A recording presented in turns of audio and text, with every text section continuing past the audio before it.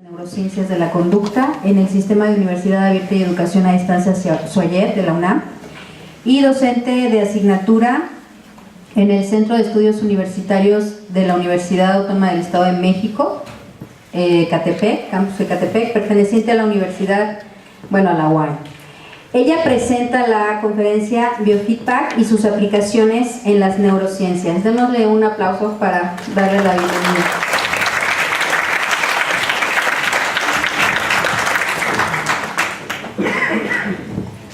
Hola muchachos, buenos días a todos, gracias por estar aquí. Bueno, a lo largo de nuestro simposio hemos hablado de diferentes temas y hemos tratado de dar más o menos una visión un tanto integradora de todo lo que se puede hacer dentro de las neurociencias.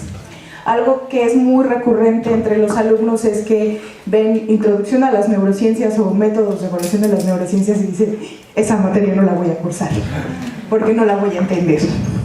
Pero debemos entender que como psicólogos, sé que tenemos otras personas que no son psicólogos, pero nosotros particularmente como psicólogos debemos entender que la neurociencia es un campo muy amplio y no debe ser jamás reduccionista.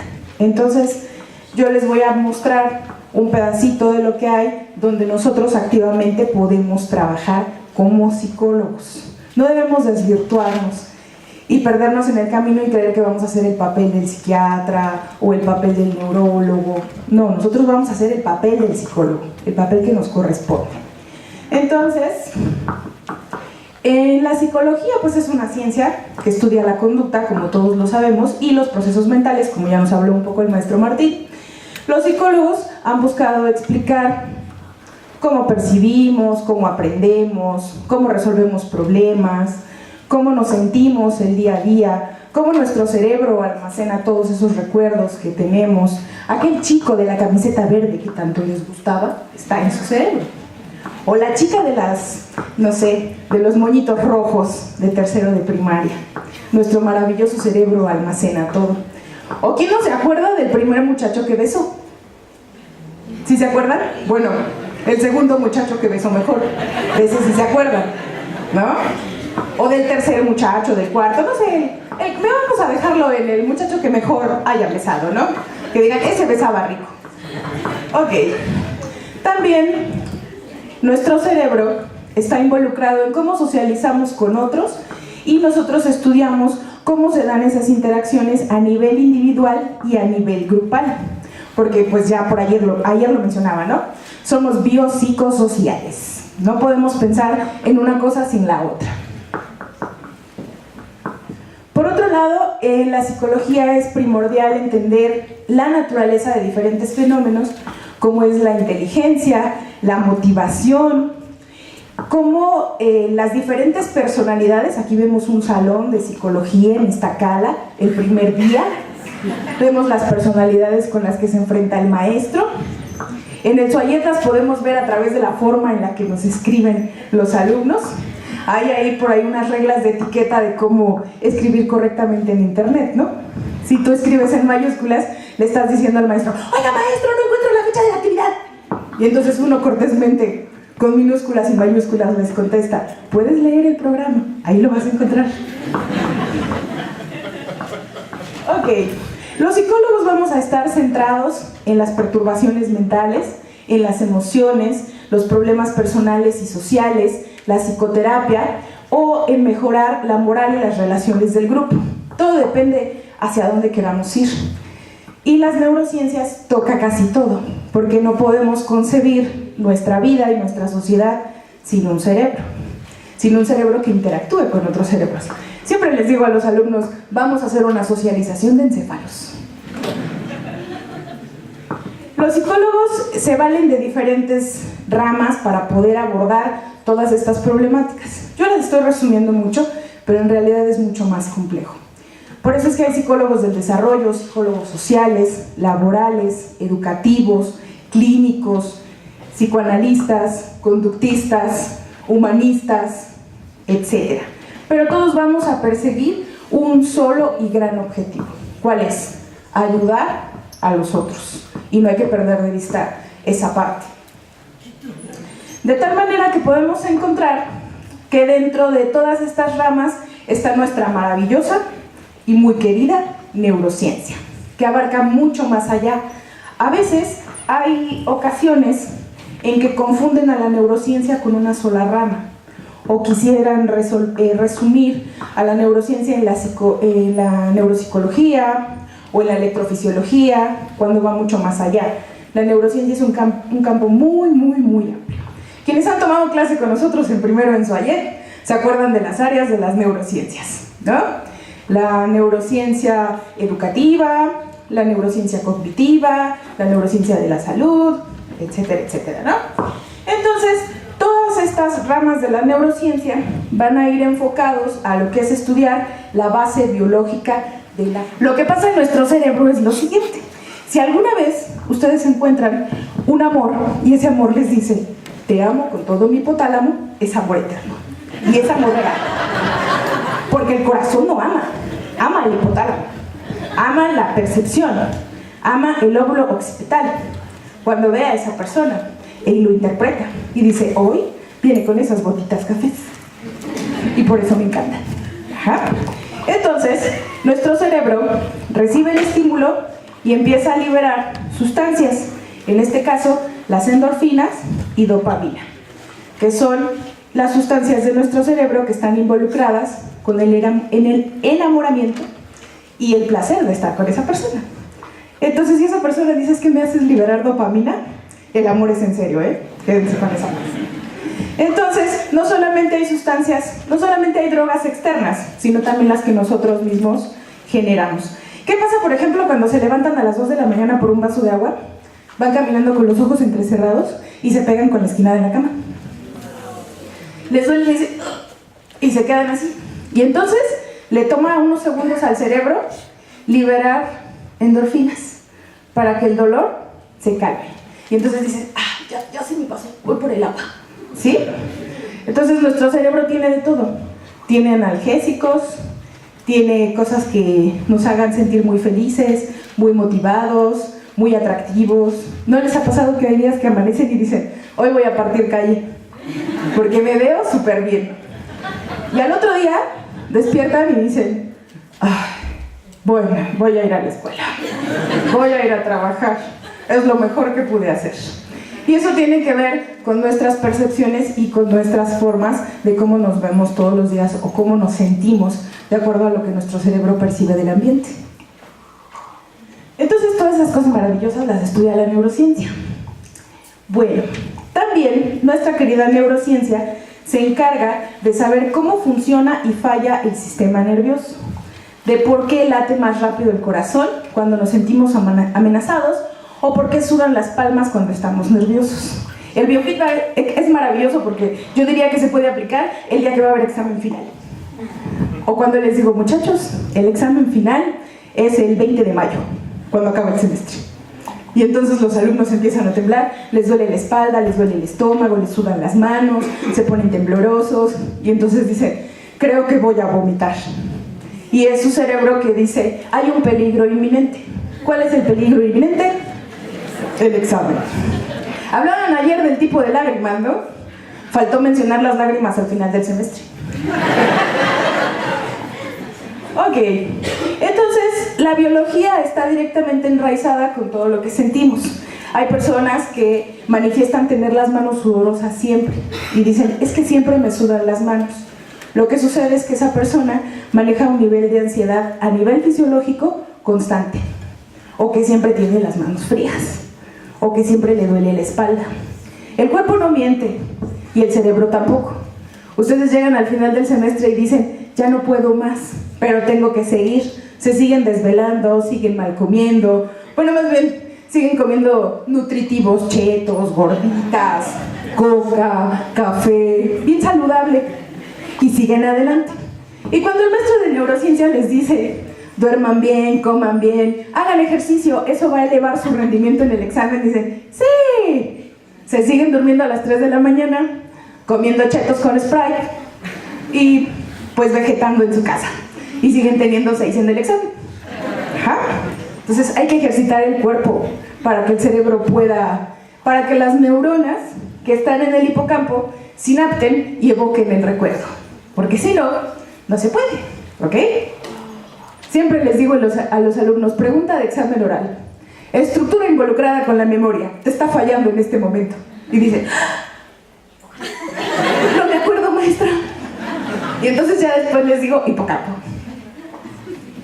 Ok, para responder estas preguntas de cómo está enraizada la biología con nuestra conducta y directamente con nuestras situaciones emocionales, estresantes y todos los fenómenos psicológicos, una de las ramitas de nuestras neurociencias que se dedica a esto es la psicofisiología, que se basa en el estudio de la base biológica de la conducta y usa el biofeedback o retroalimentación biológica para conocer esa parte.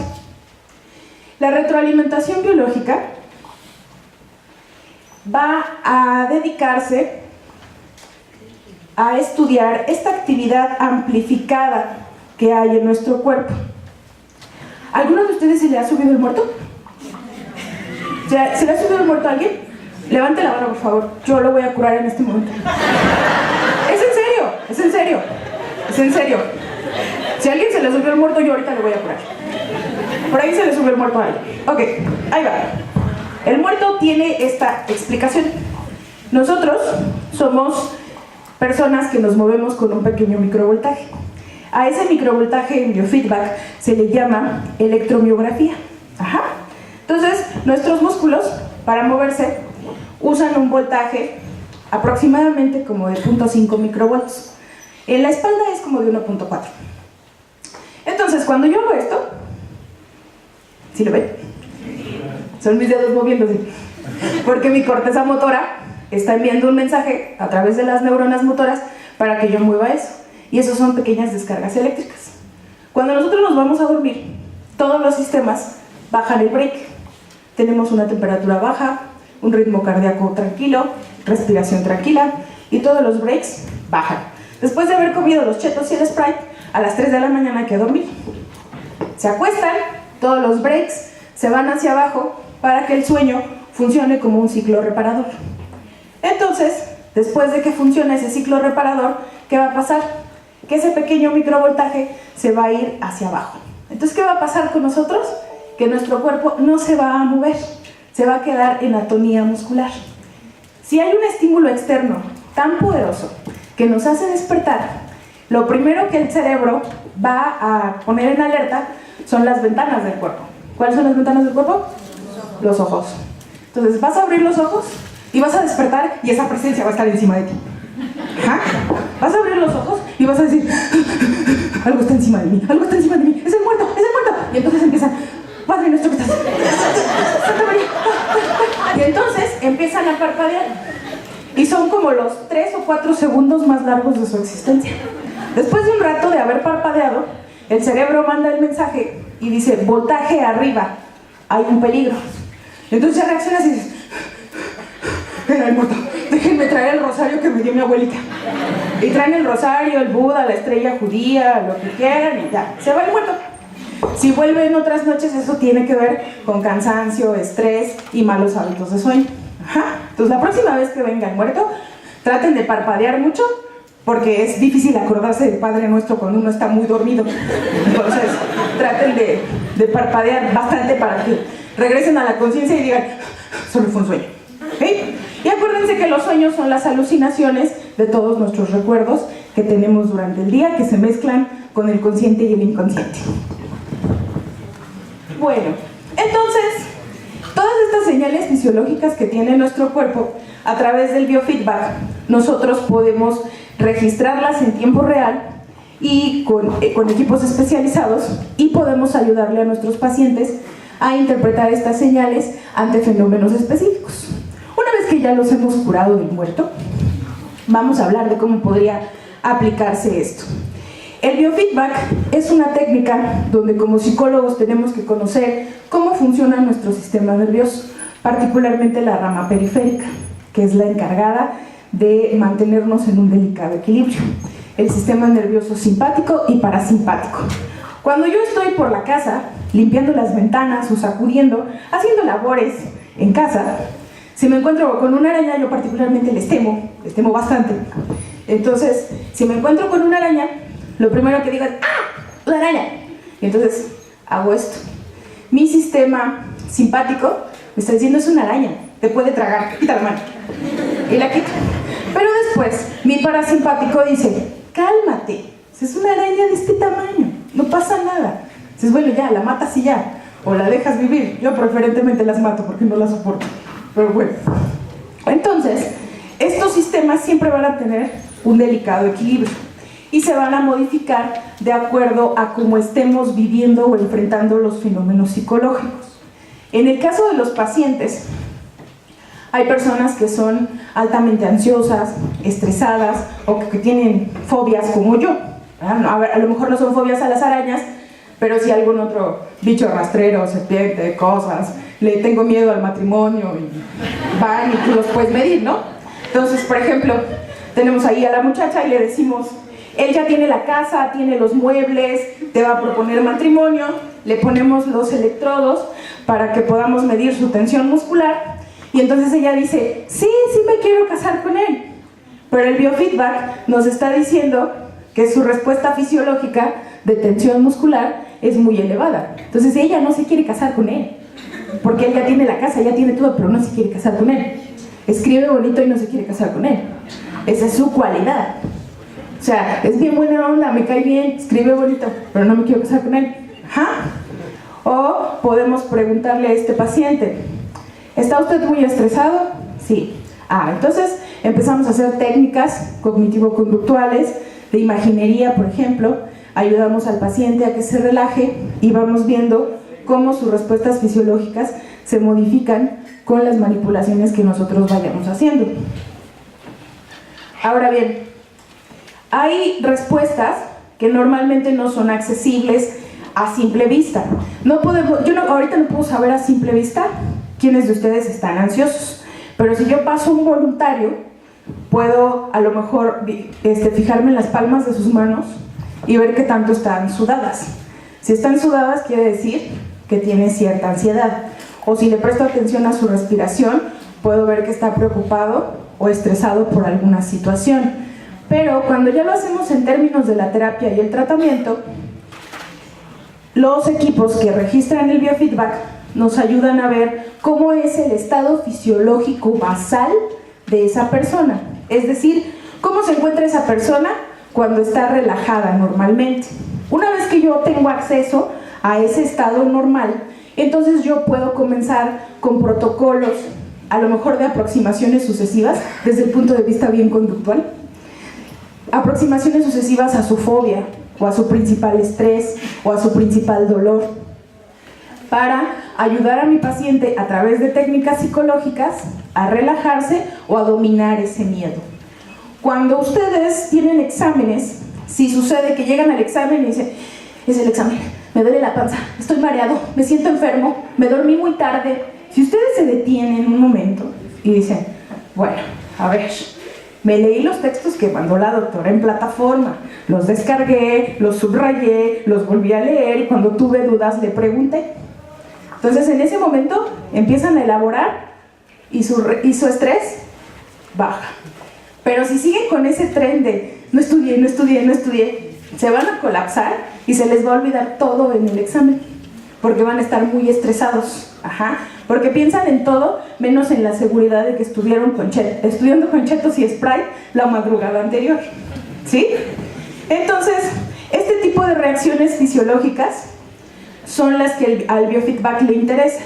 En el biofeedback vamos a retomar temperatura periférica, que es cuando en nuestras manos directamente, ahorita todos tienen las manos, los vasos cerrados, vasodilatados.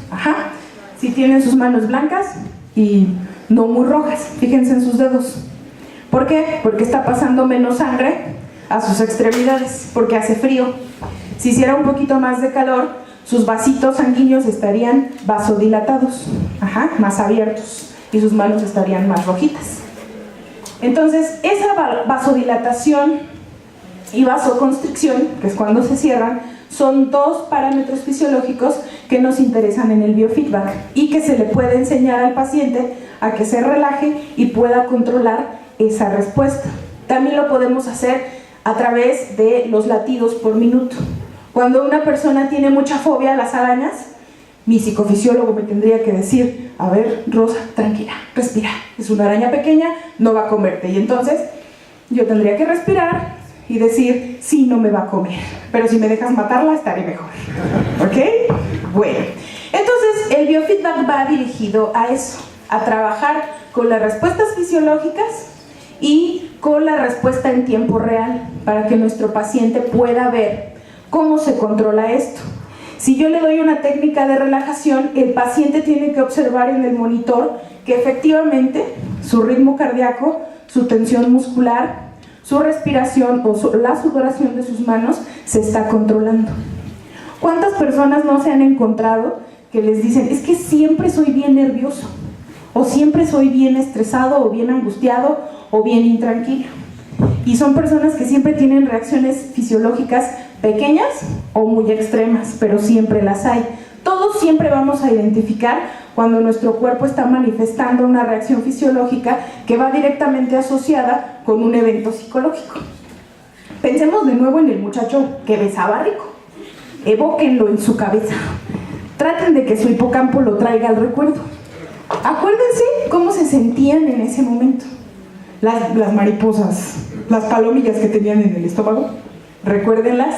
Recuerden ese momento. O recuerden un momento malo, un momento no bueno que hayan vivido. ¿Cómo se sintieron?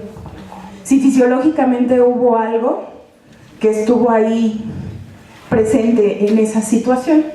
Les voy a contar una anécdota. Yo tengo 6 años trabajando para la UNAM, para nuestro querido Soyer, y tengo muy poco tiempo dando clases presenciales. Cuando yo empecé a dar clases presenciales, me dicen, la vamos a contratar, doctora. Me dicen el viernes y el semestre empezaba el lunes. Y a la 1 de la tarde del lunes me confirman, tiene que usted estar a las 6 de la tarde frente a grupo. Y yo había pasado por un problema de garganta, tuve mucha fiebre y me tomé muchísimo antibiótico y nada me hacía efecto. Llego al salón de clases y me tocó un grupo verdaderamente difícil, un grupo verdaderamente pesado. Entonces se ponían muy difíciles, no querían colaborar conmigo. Yo dije, no, me voy a regresar con mis amados alumnos de Soyer. Entonces empiezo a dar la clase, termina la clase. Yo dije, no, estos alumnos no me quieren. Me fui y vuelvo al día siguiente, todavía mal de la garganta. Vuelvo a irme a dar clase y entonces, cuando regreso, por alguna razón los alumnos cambian de actitud. Empezamos a hacer clic y en el momento que hicimos clic, mi cerebro soltó el analgésico y me recuperé. Regreso a casa y me dice mi madre, ¿qué te tomaste? Le digo, nada, los alumnos ya me quieren. Entonces, el efecto psicológico que tiene nuestro cerebro sobre las cosas que nos pasan es muy cierto, es muy evidente. Entonces, en biofeedback lo que hacemos es identificar esos patrones fisiológicos que están asociados al evento psicológico. El alumno va al examen y entonces tiene las manos frías, le duele la cabeza, le duele la espalda, se le acelera el corazón, quiere vomitar, tiene imperiosas ganas de ir al baño. Todas esas cosas tienen que ver con el estrés o la preocupación que le provoca el examen, o los exámenes, o el final del semestre. Entonces, el biofeedback está centrado en ese sentido, en detectar las señales fisiológicas y ayudarle al paciente a poder controlarlas. Entonces, el biofeedback va a ser para nosotros información instantánea y precisa que le da al paciente sobre sus patrones fisiológicos normales y patológicos. Ok, bueno, entonces con esta técnica podemos hacer mucho, pero se requiere de un gran entrenamiento y sobre todo de buenas bases psicológicas y biológicas. ¿Ok? Y ya. Todo es culpa de nuestro muerto.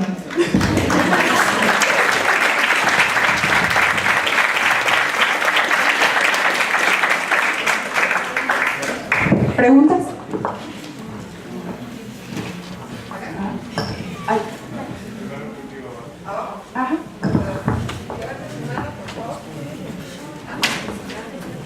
Brevemente Buenos días, maestra. Buenos días. Mi pregunta es en relación a los alumnos o a las personas con déficit de atención y hiperactividad.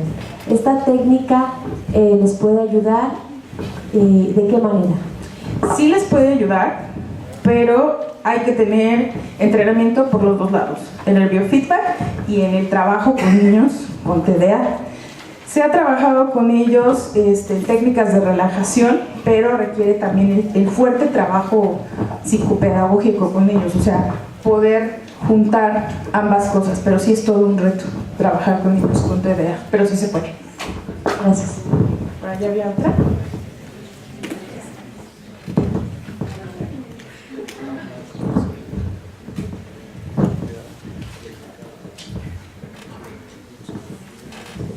Buenos días. Buenos días. Mi pregunta va más hacia dónde nosotros podemos capacitarnos en estas técnicas. Esta técnica. Yo vengo, por ejemplo, de presencial y nosotros algo con lo que a veces salimos mucho, bueno, vengo del plan de estudios pasado y en preparación en estas técnicas no salimos muy listos, tenemos que empezar a buscar. Sí, la verdad no vemos esto. Y empezamos a buscar fuera dónde capacitarnos. Entonces era una de mis preguntas, ¿dónde nos podemos capacitar? Primero que nada, pues hay que tener la licenciatura en psicología terminada, hay que manejar bien todo lo que es las bases biológicas, todo lo que es el funcionamiento del cerebro desde un punto de vista funcional, no desde un punto de vista médico. O sea, ustedes deben aprender cómo el cerebro influye directamente en la conducta. No hay necesidad de ir más allá porque no tienen que ser médicos ni mucho menos. Hay que interpretar nada más lo que es la funcionalidad del cerebro y cómo influye en la conducta. Luego de eso está la opción de tomar ya sea una maestría o un doctorado que vayan enfocados hacia esto. En México existe la Sociedad Mexicana de Bio y Retroalimentación Biológica. Ahí se puede ser miembro a partir de que tienes tu cédula de licenciatura y te puedes certificar en las técnicas de biofeedback, pero pues son cursos algo caros, ¿no? Pero las certificaciones son a través de esas vías de sociedades especializadas. Por ahí está la página de Sociedad Mexicana de Biorretroalimentación. Una más.